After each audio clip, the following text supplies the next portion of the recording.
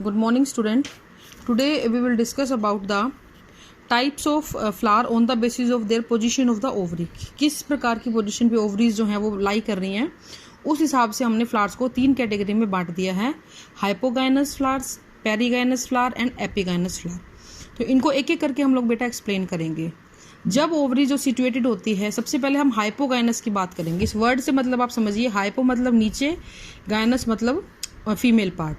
अगर plant flower के सभी पार्ट्स लाइक कैलिक्स है, कोरोला है, एंड्रोशियम है, they all 3 whorls are below the female part of the flower, that is known as hypogynous ovary, and it's clearly indicate that the position of the ovary is higher than the other walls of the flower.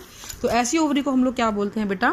Superior ovary बोलते हैं। So you can see here when the ovary is situated on the thalamus above all the floral organ and ovary is superior. ठीक है, तो सभी से ऊपर होगी। यहाँ पे आप डायग्राम में देख सकते हैं, थैलेमस ओवरी है और सभी पार्ट देखो, सेपल, पेटल, एंड्रोशियम, ये सारे उसके नीचे से निकल रहे हैं। ओवरी सबसे ऊपर है, तो superior ovary and hypogynous flower. ठीक है, जिसके एग्जांपल है mustard, tomato, brinjal, China rose. All whorls are inferior and ovary is superior. Okay, next आता है बेटा पेरीगाइनस। यहाँ पे थैलेमस एक कप शेप्ड स्ट्रक्चर बना लेता है। अगर मैं इसको थोड़ा और क्लियरली बनाऊं, you can see like this type of structure is formed here, इस तरीके से। और आपका जो फीमेल पार्ट है वो आधा अंदर और आधा बाहर होता है। तो इस प्रकार से स्ट्रक्चर बनती है। तो ना तो आपको ये पूरी तरीके से ये कह सकते हो कि भाई आपका जो पार्ट्स है वो फ्लावर हैं वो ओवरी के नीचे हैं, ना ये आप कह सकते हो वो ओवरी के जस्ट ऊपर हैं। तो हाफ इन्फीरियर या हाफ सुपीरियर इसको बोल दिया जाता है, जैसे कि रोज के अंदर और प्लम के अंदर ये पाए जाते हैं।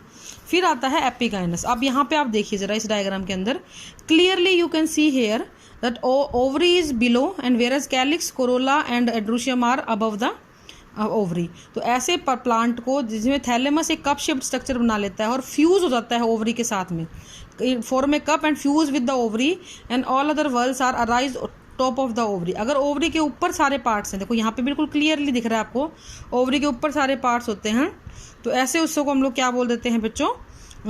एपिगाइनस ओवरी बोलते हैं। तो कुकर बीटा और गुआवा इसके एग्जाम्पल हैं।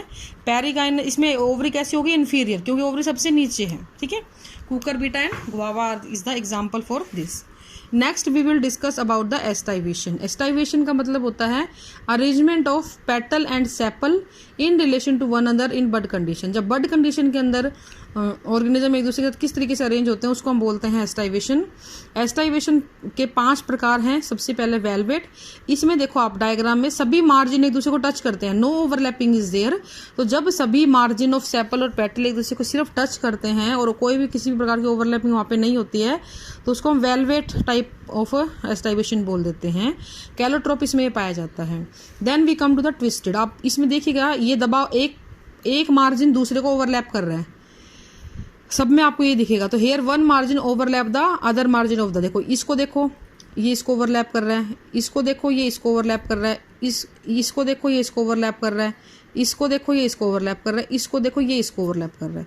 तो आपको बड़ा क्लियरली यहाँ पे नजर आ रहा है कि एक मार्जिन दबा हुआ है, एक मार्जिन उठा हुआ है, एक बाहर एक खुद दब रहा है और दूसरा मार्जिन किसी को दबा रहा है। तो ओवरलैपिंग यहाँ पे आपको देखने को मिलती है, इसको हम बोलते हैं ट्विस्टेड। फिर आता है आपका इम्ब्रिकेट। ये इम्ब्रिकेट है बेटा, यहाँ पे मार्जिन ओवरलैप नहीं करते हैं, ओवरलैप करते हैं लेकिन एक कोई पर्टिकुलर पैटर्न नहीं। जैसे इसमें एक पैटर्न बना हुआ है, एक नीचे एक अंदर एक बार, एक अंदर एक बार।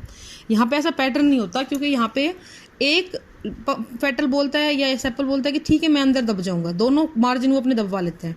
एक बोलता है कि नहीं मैं तो नहीं दबूंगा, तो वो दोनों मार्जिन उसके बाहर रहते हैं। तो इस प्रकार से कोई पैटर्न नहीं बनता यहाँ पे। ये देखिए इसके दोनों मार्जिन अंदर हैं, इसके दोनों मार्जिन बाहर हैं, ये बाकियों के एक अंदर एक बार, एक अंदर एक बार, एक अंदर एक बार, इस प्रकार से हो जाता है। ऐसे अरेंजमेंट को हम लोग बोलते हैं इम्ब्रिकेट अरेंजमेंट। फिर आता है क्विनक्विनल। ये एनसीईआरटी में दिया हुआ है इसलिए बता रहे हैं आपको। इसमें इसी की तरह बिल्कुल ऊपर वाले की तरह दो आ जाते हैं ऐसे। दो कहते हैं जी हाँ हम तो दोनों बाहर रहेंगे, देखो इसके भी दोनों एंड बाहर हैं, इसके भी दोनों एंड बाहर हैं। ये दो कहते हैं जी हम तो अंदर रह लेंगे, तो इसके भी दोनों एंड अंदर है, इसके भी दोनों एंड अंदर हैं।